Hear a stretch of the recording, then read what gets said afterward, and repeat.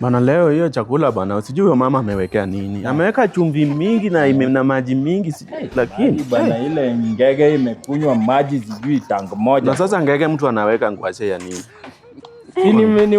Sijui waliwacha yule anapika samaki hapa. Babe. Nini? Kumbuka hapa. Ni nini unanifuata hata mahali unapiga story na rafiki yangu? Aki babe, sasa umeniacha kwa nyumba aki. Na si ukae kwa nyumba. Amechoka kabisa. Sasa mimi nimesikia hata nimechoka babe. Nini sana usiku tulikuwa tunaomba. Aki babe. Simeji kiuno upati.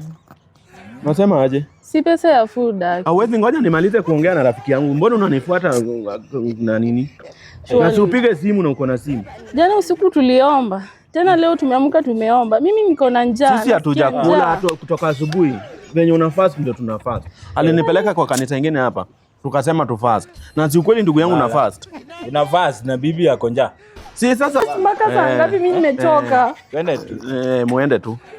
Karifuoga. Sasa zinasema tu. Unasema nini? Wewe una bibi ya mtu ndio unataka kupeleka kwa. Ninamhurumia Bana bibi bwana, acha ujinga zingine. Sasa wewe umeacha bibi na tunakula kwa hoteli. Sasa si fast. Wewe uelewa. Unajua wewe mambo ya spirituality uelewangi. Sisi tuko another level. Tuko another level ya kuhubiri Mungu. Sisi tunajua Jesus personal.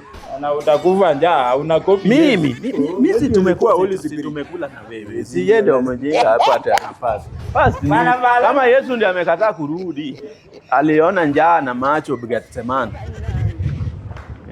Yesu alibadilisha mkate ikue mingi juu aliona njaa na macho.